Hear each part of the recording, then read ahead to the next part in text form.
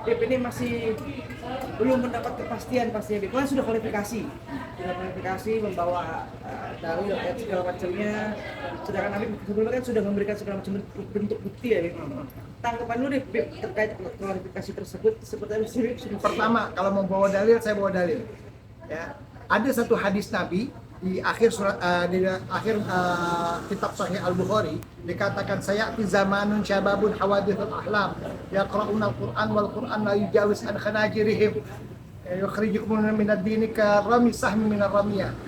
Akan datang satu zaman orang-orang fasih membaca Al-Quran, mengeluarkan dalil-dalil yang sangat luar biasa, namun Al-Quran tidak melebihi tenggorokannya, nggak masuk ke dalam hatinya, nggak dipraktekin apa isi Al-Qurannya. Mereka mengeluarkan kalian daripada agama Islam bagaikan melempar anak panah dari busurnya. Seperti itu. Jadi nggak usah bawa dalil, kita pakai fakta. Sekarang Anda sudah menjadi tersangka, ya, mulai kemarin tanggal 22. Ya, mulai tanggal 22 Ahmad Bisri sudah menjadi tersangka. Silahkan datang ke Mabes Polri, klarifikasi di sana, bikin pembelaan untuk diri Anda, nggak usah ngomong kanan kiri atau membawa ini ada pengalihan isu tentang Heri Pras. Nggak ada, saya nggak kenal Heri Pras. Ya, itu saya nggak kenal Heri Pras. Yang saya kenal adalah korban yang terzolimi, orang-orang yang nggak punya, santri-santri, anak-anak kecil. Itu yang saya tahu. Terus yang kedua, Anda juga sudah melecehkan kemana-mana, jadinya mau klarifikasi malah ngomong Pusat Indonesia SDM-nya rendah gitu kan. Mohon maaf lah, serendah-rendahnya saya ketika saya ceramah atau membawakan dalil nggak usah bawa contekan.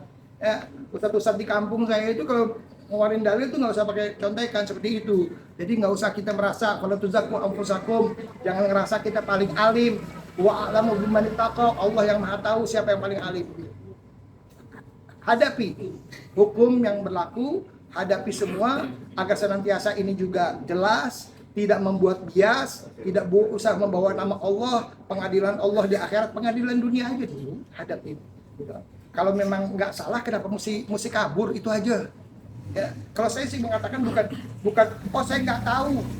Mohon maaf, tolong buktikan sama saya bahwa orang tua Anda itu masuk rumah sakit. Karena saya punya bukti bahwa tidak ada satu orang pun yang tahu bahwa orang tua Anda itu sedang operasi.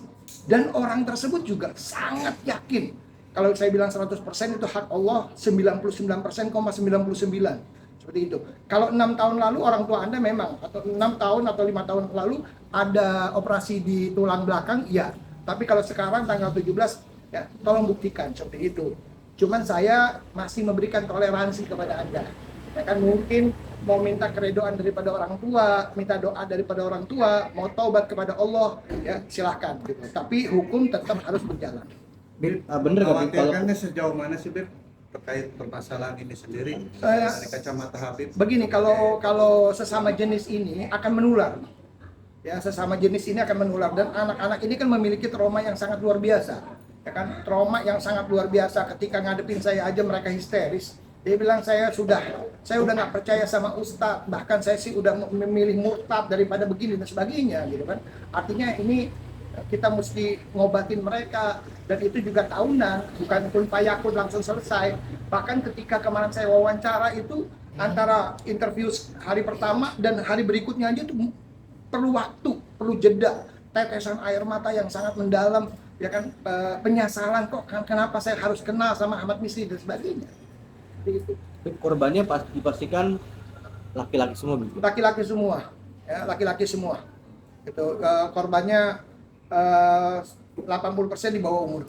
Untuk Alida sendiri sudah ada korban tambahan, Bib? Kenapa? Korbannya udah ada tambahan lagi? Kalau korban sudah banyak tambahan. Sampai hari ini aja tadi juga saya di dalam dikasih tahu ada 2 lagi dan sebagainya gitu kan. Kalau ke saya itu sampai sekarang baru 13. Yang mengenaskan itu, Bib, katanya dilakukan di tempat ibadah, Bib. Itu gimana tuh, Bib? Iya, di tempat ibadah itu kalau tahu kan, kalau misalnya kita masjid itu kan, di masjid itu kan ada namanya mimbar ya. Ada mimbar, tempat imam, biasanya itu ada ruangan kanan sama kiri.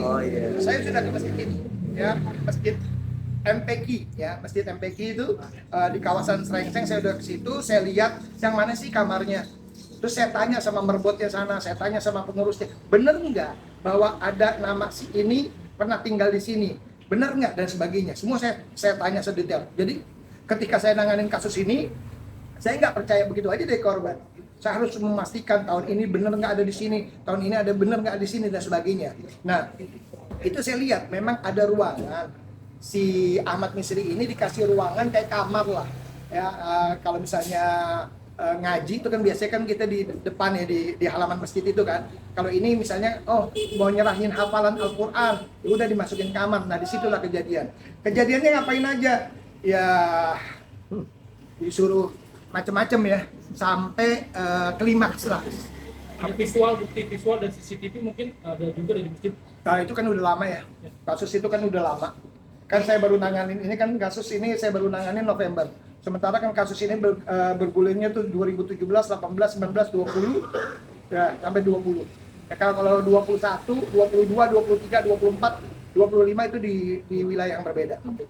Bib, artinya kan ini sudah jadi tersangka ya, artinya ada titik terang untuk kasus ini sendiri. Mungkin ada update untuk kapan Interpol untuk menjemput paksa? Kalau Interpol tuh sudah bekerja, ya saya yakin Interpol sudah bekerja karena juga informasi yang saya dapatkan per kemarin sebetulnya. Cuman saya pastiin bahwa Ahmad Misri ini juga sudah diinterogasi sama pihak namanya Al-Amnul Watani.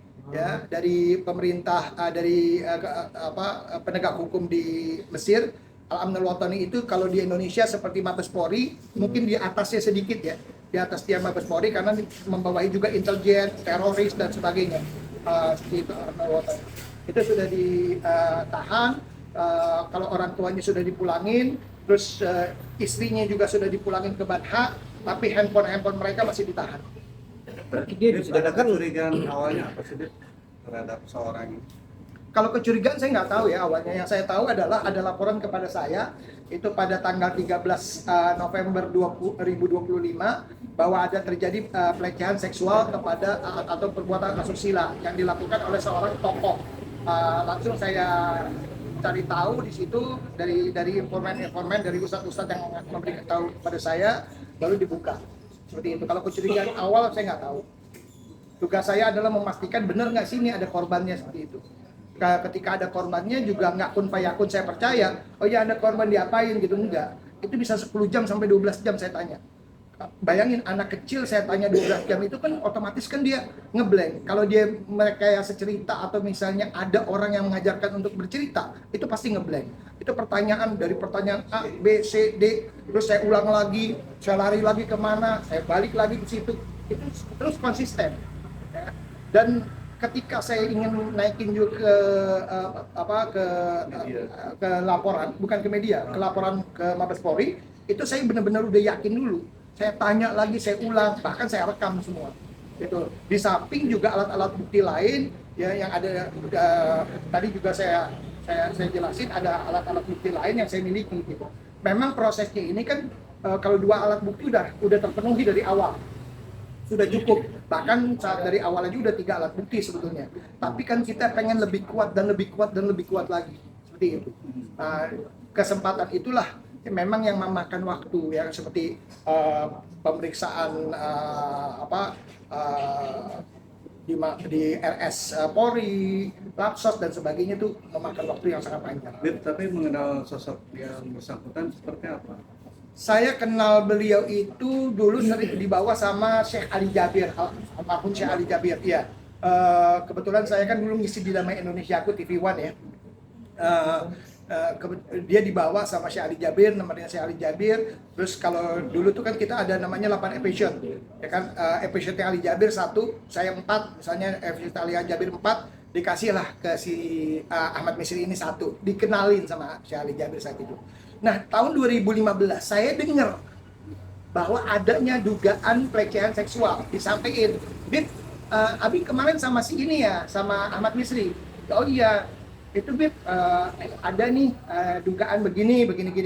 Saya tanya sama yang ngasih informasi ke saya, Anda tahu katanya atau Anda mendapat dari korban?